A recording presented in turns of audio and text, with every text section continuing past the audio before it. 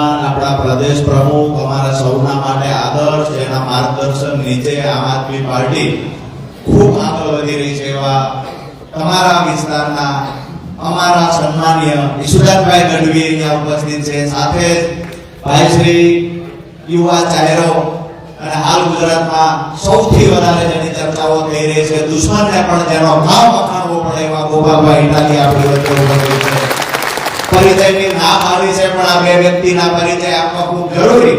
અને મને ભાઈએ પ્રકાશભાઈએ કીધું એમ, મને કોરોના પલ્લા તો છૂટે ને, કાયમ નાળીએ પાછું આવતું હતું. નગરપાલિકામાં ખતરા કર્યા, બે ઠેકાણ નાળીએ સ્વીકાર્યું, નહીતર પાછું આવે. વિધાનસભામાં પાછું આવતું. દાવા સાથે આજ કહું છું, વિસાવદરની જનતાનો આભાર માનું છું. હવે નાળીએ અમારને નેવે પકડાય છે, રોજ માતા આવે છે. આભાર વિસાવદરનો માનીએ, એને સામેથી માંગવું નાખ્યું, અમે મૂર્તિઓ મોકલી દીધો. અને એવા ફેરા ફેરવા અને એવા ઈવડાઈ ખાવા કે દરેક વિધાનસભામાં આજે માંગા આવે છે, અમારીને મૂર્તિઓ મોકલી દો, અમે તૈયાર. મંચસ પર બિરાજમાન સૌ વડીલ, મારા માટે સન્માનીય એવા સર્વે મહાનુભાવોનો આજની તકે હૃદયથી હું પણ એક આમ આદમી પાર્ટીના સૈનિક તરીકે સ્વાગત કરું છું. ભાઈ પરેશભાઈ હોય, રામજીભાઈ છે, અને તમારા જ વિસ્તારનું ઘરેણું ધારાસભ્ય શ્રી હેમંતભાઈ, અમારા સંગઠનમાં જેને લોહી રેડી દીધું છે એવા ભાઈ શ્રી મનોજભાઈ, સાથે જ ખેડૂતોની લડાઈ હું જેની પાસેથી શીખ્યો છું એવા સાગરભાઈ, અને અહીંયા મંચ પર બિરાજમાન તમામ મહાનુભાવો સાથે જેની તાકાતથી, જેના આકલાથી, જેના હોદાથી અમે અધિકારીઓ સામેના સરકાર સામે લડીએ છીએ એવા પરિવર્તનની લડાઈમાં સહભાગી થનાર આપ સૌ મહાનુભાવોનું રાજુ તરફ હૃદયથી સ્વાગત કરું છું. આજે જે અહીંયા શબ્દ છે વિજય સંદેશ યાત્રા, કોઈને એવું લાગતું હશે કે આમ આદમી પાર્ટીએ વિજય સંદેશ યાત્રા નીકાળી છે. હકીકત શું છે?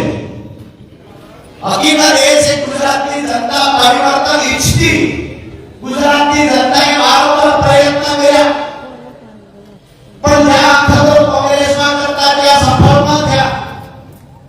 એક વૈકલ્પિક વ્યવસ્થા અને પરિવર્તનની જે લડાઈનો મજબૂત પાયો જેને 2022માં નાખ્યો, એવી આમ આદમી પાર્ટી જ્યારે વિકલ્પ તરીકે ગુજરાતની જનતાને મળ્યા, અને એમાં જ્યારે વિસાવદરથી એક સંદેશ આવ્યો કે ભારતીય જનતા પાર્ટીની સામે ગુજરાતમાં સરકાર બનાવી શકાય, એટલા માટે સાબિત કરીને બતાવ્યું પેટા ચૂંટણી પણ આમ આદમી પાર્ટી જીતી શકે.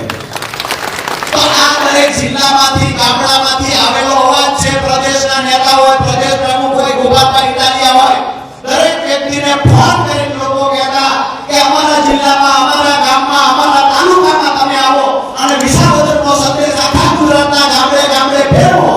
જેના ભાગરૂપે લોકોની નાભીમાંથી નીકળેલો અવાજ છે વિજય સંદેશ યાત્રા. અને આજે વિજય સંદેશ યાત્રા અહીંયાથી દ્વારકાધીશની ભૂમિમાંથી ચાલુ કરી અને ગુજરાતના મોટા મોટા શહેરોમાં આજે વિજય સંદેશ યાત્રા જશે. અને આવનાર સમયમાં ગામડે ગામડે આ વિજય સંદેશ યાત્રા પહોંચશે. 2027માં ડંકાની ચોટ પર પરિણામ મળશે.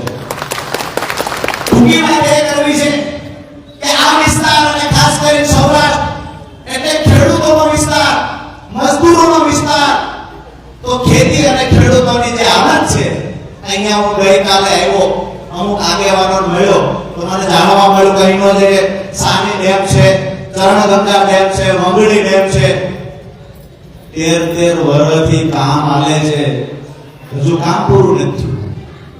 25% માત્ર કામ પૂરું થયું. સાની ડેમ આખો કલ્યાણપુર તાલુકો જેનાથી પ્રભાવિત છે.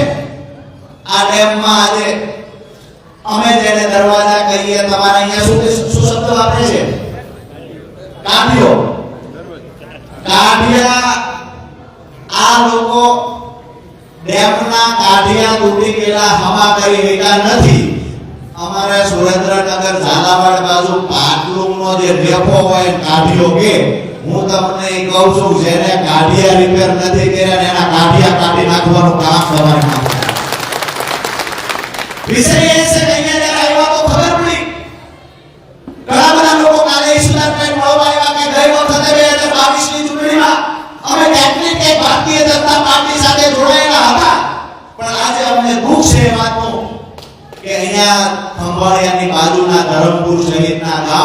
જ્યાં 10-10, 15-15 હજારની વસ્તી છે, આજે પીવાનું પાણી નથી આવતું, આનાથી મોટી દુઃખની વાત બીજી કઈ હોય? અહીંયાથી આજે વિજય સંદેશ યાત્રાના માધ્યમથી ગામ ખબરિયા આજુબાજુના ગામડાના લોકોને, અહીંયા રહેલા અધિકારીઓને, ખાસ કરીને પોલીસ પ્રશાસનને વિનંતી કરીએ છીએ કે ટૂંક સમયની અંદર જે પ્રશ્ન છે ખાસ પીવાના પાણીનો આ સોલ્વ થઈ જાય એના માટે જાણ કરજો. વાહિલાથી કહેતા નહીં અમારું તમારું ઘર્ષણ થયું. આ ગામ ખબરિયા માટે થઈ, આ ખેડૂતો માટે, ગરીબો માટે, પીવાના પાણી માટે જ્યારે પણ જરૂર પડશે ત્યારે અમારી ટીમ અને રાજુ કરપડા આપણી વચ્ચે ઉપસ્થિત રહેશે. જરૂરી પણ કરવી પડે, સંપૂર્ણ તૈયારી સાથે આવવાના છીએ. ટૂંક સમયની અંદર લડાઈના શ્રી ગણેશ થશે. આમ તો દરેક વિસ્તારમાં જ્યાં જ્યાં જરૂર પડશે ત્યાં લોકો માટે લડવાનું છે. અને ભારતીય જનતા પાર્ટીને અહીંયા દ્વારકાધીશની સાક્ષીએ કહીએ છીએ, તમારામાં તાકાત હોય એટલો દમ લગાવી લેજો. અમારા લોહીમાં સિંદૂર નથી વહેતું, પણ પ્રમાણિકતાનો લોહી અમારા શરીરમાં વહે. આજે ખેડૂતોની હાલત શું છે? સત્તામાં બેઠેલા કયા લોકો જાણે છે ખેડૂતોની હાલત શું છે? અહીંયા વિન્ડ ફાર્મ ખેડૂતોને હેરાન કરે છે. મારી વાત સાચી કે ખોટી? હા કે ના? હાથ ઊંચા કરીને કહેજો મારી વાત સાચી, હા કે ના? વિન્ડ ફાર્મ કંપનીઓ ખેડૂતોને હેરાન કરે છે. અહીંયાથી દ્વારકાથી ઓખા જતી ખારા પાણીની લાઈનો લીકેજ થાય એનાથી ખેડૂતો હેરાન છે. કંપનીઓ અહીંયા ખંભાળિયામાં આવે છે અને ખેડૂતના ખેતરમાં દબાણ કરે જાય. ખેડૂત આપણો રજૂઆત કરવા જાય, નથી સાંસદ સાંભળતા, નથી ધારાસભ્ય સાંભળતા, નથી જિલ્લા પંચાયતનો સભ્ય સાંભળતો. આ લડાઈ આપણે લડવા નીકળ્યા છીએ અને તમામ મુદ્દાઓ જે છે આપણા, આ મુદ્દાઓની યાદી બનાવી અને કોઈએ એવું નથી માનવાનું અમારી સાથે કોઈ નથી. ભારતીય જનતા પાર્ટીનો એક પણ માણસ ભલે તમારી સાથે ન હોય, અમારી ટીમ તમારી સાથે ખંભે ખંભો આપીને ઊભી છે. ત્યાં જરૂર પડશે. મારી વાત છેલ્લી એક વાત પૂરી કરું. એ ઘણા લોકો મેં જોયું છે ત્યારે ખેડૂતો માટે લડીએ છીએ, બોલીએ છીએ, ત્યારે ખેડૂતના ઘરની વાત હું તમને કરી મારી વાતને પૂરી કરું છું કે જ્યારે આપણો ખેડૂત, મેં એક જ વ્યક્તિ, એક જ સમાજ એવો જોયો છે. ઘણા લોકો કે ખેડૂતો માટે શા માટે બોલો છો, શા માટે લડો છો? મેં એક સમાજ એવો જોયો છે, ગોપાલભાઈ ઈશ્વરભાઈ, કે જેના સપના ક્યારેય પૂરા નથી થયા. તો એ અમારો ખેડૂત છે જેને જોયેલા સપના પૂરા. અમારો ખેડૂત જ્યારે પાક તૈયાર થાય છે ને, પાક તૈયાર થાય અને એને માર્કેટમાં વેચવા જાય ત્યારે ખેડૂતનો દીકરો કે પપ્પા શહેરમાં જાવ છો, મારા માટે કપડા લેતા આવજો. ખેડૂતના ઘરેથી એમના ઘરવાળી ધર્મપત્ની હોય એ એવું કે મારા માટે 2 સાડી લેતા આવજો, શહેરમાં જાવ છો. ખેડૂત કે તું તમારા માટે સાડી લેતો આવીશ, દીકરા માટે કપડા લેતો આવીશ. એ જ ધર્મપત્ની કે તમારા પગરખા તૂટી ગયા છે ને, નવા પગરખા લઈ લીજો, શહેરમાં જાવ છો, પાકના જે ભાવ આવશે, સારા ભાવ આવશે, પૈસા વધશે, પગરખા લઈ લેજો. ઉત્સાહ સાથે સારું સપનું જોઈ અને આપણો ખેડૂત માર્કેટિંગ યાર્ડમાં પોતાનો પાક વેચવા જાય, બહુ સાંભળવા જેવી વાત છે. અને સત્તામાં બેઠેલા લોકો, ખેડૂત વિરોધી લોકો, જેને ખેડૂતની વેદનાની ખબર નથી, એને સંદેશ આપવા માટે આજે આવ્યા છીએ. ત્યારે ખેડૂત પોતાનો પાક વેચવા જાય છે અને જ્યારે ખેડૂતને ભાવ આવે છે ને, પછી ભાવમાંથી જે પૈસા મળે, ખેડૂત આપણો હિસાબ કરે કે અહીંયાથી જે અમને ભાવ મળ્યો એનાથી મારે દવા વાળા કેટલા દેવાના, એના પૈસા નફા કાઢે, ખાતર વાળાના કાઢે, મજૂરના કાઢે, હલર વાળાના જરૂર હોય, હલર હોય, કટર હોય, એના પૈસા કાઢે.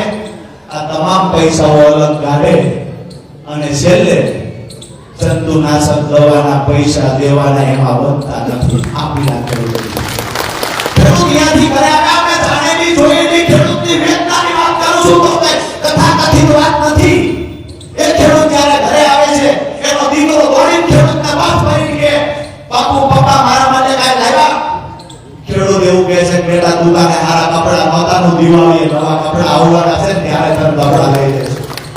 એના ઘરના ખેડૂતનું ચહેરો જો ઓળખી જાય છે કે દુઃખમાં છે, પૂરતા ભાવ નહીં આવ્યા હોય, ઘરના કહે છે સામેથી એવું કે મારે હાડીઓ તો ઘણી પડી છે, હાડીની જરૂર નથી, તમે પગરખા લાવ્યા હોત તો સારું હતું.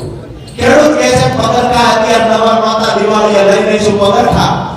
આ અમારા ખેડૂતોના પરિવારના ક્યારેય સપના પૂરા નથી થયા, ક્યારેય પૂરા ભાવ નથી આવ્યા, જરૂર પડી સિંચાઈનું પાણી નથી મળ્યું, પાકનું નુકસાન થાય સરકાર વળતર નથી ચૂકવતી. 2014 માં 75,000 કરોડ રૂપિયા જે ખેડૂતનું દેવું હતું, આજે 10 લાખ કરોડ રૂપિયા ખેડૂતનું દેવું છું. હું જાહેરમાં કહું છું, ખેડૂતના દેવા પાછો જવાબદાર હોય તો ભારતીય જનતા પાર્ટી જવાબદાર છે. અને તમામને નમ્ર વિનંતી કરું છું કે આવનાર સમયની અંદર ભારતીય જનતા પાર્ટીને ઉખેડી ફેંકવા માટે થઈ, ખેડૂતોના બાળકોના ઉજ્જવળ ભવિષ્ય માટે, ખેડૂત પરિવારને બચાવવા માટે, ગરીબ અને મજદૂરોને બચાવવા માટે થઈ એક જ વિકલ્પ છે આમ આદમી પાર્ટી. અને આમ આદમી પાર્ટીના તમામ યોદ્ધાઓ ભારતીય જનતા પાર્ટીના મૂળે ઉખેડી નાખવા તૈયાર છે. બસ સહકારની જરૂર છે. બીજી મારી વાત વિસાવદરની જનતાની એક ટૂંકી વાત કરું કે આજે અહીંયાથી વિસાવદરના લોકો પણ મને સાંભળતા હશે. નતમસ્તક વંદન સાથે આભાર તો માન્યો. બીજી એક વિનંતી વિસાવદર ભેસાણ જુનાગઢ ગ્રામ્યના લોકોને કરીએ છીએ કે આખા ગુજરાતને ગોપાલભાઈની જરૂર છે. નારાજ ન થતા, ગુસ્સે ન થતા, આ ધારાસભ્યને આખા ગુજરાતમાં વ્યવસ્થા પરિવર્તનની લડાઈ લડવા માટે આઝાદી આપી દો. વિસાવદરના લોકોને કહીએ છીએ ધારાસભ્યને આખા ગુજરાતમાં જરૂર છે. આખા ગુજરાતના પરિવર્તન માટે થઈ આ ધારાસભ્યને આઝાદી આપો. અમે બધા સાથે મળી, મને વિશ્વાસ છે આજે જેવી રીતે અહીંયા મોટી સંખ્યામાં ખેડૂતો, સરપંચો, કોંગ્રેસ, ભાજપના નેતા આમ આદમી પાર્ટીમાં જોડાયા, એવી રીતે દરેક જિલ્લાની અંદર પ્રમાણિક લોકો જે છે એ રાહ જોઈને બેઠા છે કે ઈશુદાનભાઈ ગોપાલભાઈ આવે એના હાથે કેસ પહેરવો છે. આ વાત સાથે મારી વાત પૂરી કરું છું. આપ સૌનો હૃદયપૂર્વક ખૂબ ખૂબ આભાર. ભારત માતાનો જય ઘોષ એવી રીતે બોલાવો કે અહીંથી અવાજ દ્વારકા સુધી, ગાંધીનગર સુધી પહોંચવો જોઈએ. બોલો ભારત માતા કી જય! જય જવાન! જય જવાન! આપ સૌનો ખૂબ ખૂબ આભાર. આભાર રાજુભાઈ. સાઉન્ડ પાસે બેઠેલા મિત્રોને મારી વિનંતી છે સેજ જરા કામ થઈ જાવ એટલે પડઘો ન વાગે. ખૂબ ખૂબ આભાર રાજુભાઈ. રાજુભાઈ આ જિલ્લામાંથી વીજવાળા લોકોને ખૂબ હેરાન કરે છે, પણ આમાંથી એક જણો એમ ન કહે કે ભાજપનો કે કોંગ્રેસનો કોઈ પણ નેતો ખેડૂતો